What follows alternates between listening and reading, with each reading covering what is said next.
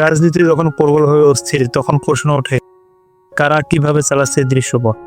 আজকের আলোচনায় আমরা দেখতে চাই কিভাবে একটি সম্ভাবনাময় ইন্টারিম সরকারকে পরিকল্পিতভাবে ব্যর্থ করে তোলার চেষ্টার নেপথ্য কাহিনী এগোচ্ছে। ডক্টর ইউনূস একজন বিশ্বখ্যাত অর্থনীতিবিদ, শান্তিতে নোবেল বিজয়ী, যিনি দেশের ভেতরে এক অন্তর্বর্তীকালীন সরকার সমাধানের পথ দেখাতে এসেছিলেন। কিন্তু আজ তাকে নিয়ে তৈরি হচ্ছে বিতর্ক, সন্দেহ ও উদ্দেশ্য প্রণোদিত অপপ্রচার। একটি ইন্টারিম সরকার সাধারণত প্রতিষ্ঠিত হয় একটি সংকটময় পরিস্থিতিতে, যখন বিদ্যমান সরকার জনগণের আস্থা হারায় আর একটি নিরপেক্ষ নেতৃত্ব প্রয়োজন হয় নির্বাচনী ব্যবস্থা স্থিতিশীল করতে।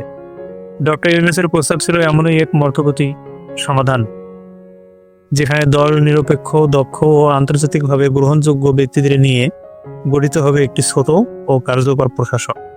কিন্তু সমস্যা শুরু হয় তখন, যখন রাজনৈতিক মহলে এই ইন্টারিম সরকারকে দেখা হয় বিদ্যমান ক্ষমতার উপর হুমকি হিসাবে। আমাদের রাজনৈতিক বাস্তবতায় কেউ যখনই গঠনমূলক পরিবর্তনের কথা বলে, তখন তাকে কাঠগড়ায় তোলা হয়। ডক্টর ইউনূসও তার ব্যতিক্রম নন।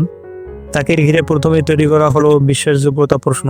বলা হলো তিনি কোনো নির্বাচিত প্রতিনিধি নন, তাহলে তার নেতৃত্ব গ্রহণযোগ্য কিভাবে? অথচ আমরা জানি অন্তর্বর্তী সরকার নির্বাচনের জন্যই কাজ করে, প্রশাসনের জন্য না।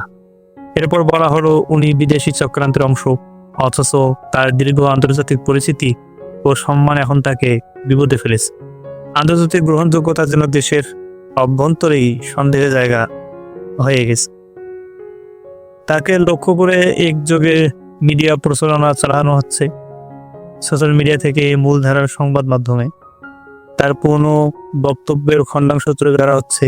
তিনি দেশ বিরোধী, তিনি ক্ষমতার লোভী, তিনি পশ্চিমা এজেন্ডা বাস্তবায়ন করতে এসেছেন। এক একটা ক্লাসিক মনস্তাত্ত্বিক যুদ্ধ, যেখানে চরিত্র হরণের মাধ্যমে মূল উদ্দেশ্যকে দুর্বল করা হয়।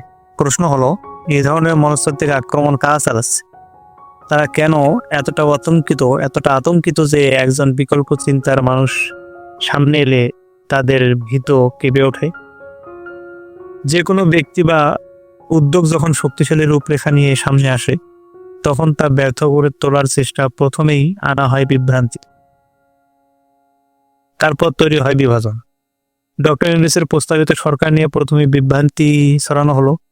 এই সরকার কিভাবে গঠিত হবে, কারা থাকবে ক্ষমতায়, কারা থাকবে।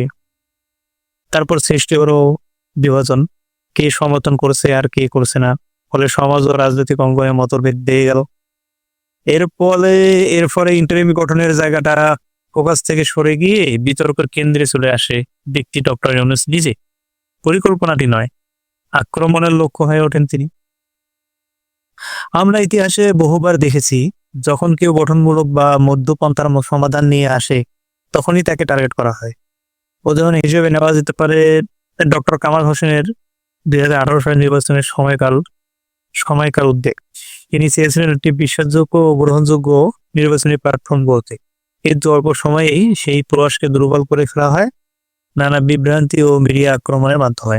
অন্যদিকে দক্ষিণ এশিয়ার প্রেক্ষাপটে আমরা দেখতে পাই, ইমরান খানের সরকার যখন সামরিক প্রভাব থেকে মুক্ত থেকে কাজ করতে চায়, তখন শুরু হয় অপপ্রচার, মামলা, গুজবের বন্যা।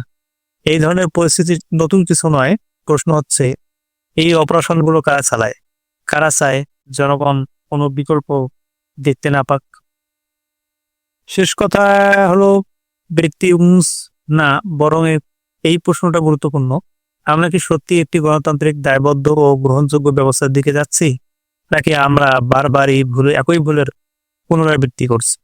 ইন্টারিম সরকার ব্যর্থ হলে কাদের লাভ, আর কিভাবে? এই প্রশ্নগুলো থেকে পালিয়ে নয়, বরং গভীরভাবে ভাবতে হবে, বুঝতে হবে কে জনগণের পাশে আর কে শুধু নাটক লিখতেছে ইতিহাসের স্টেজে। ধন্যবাদ।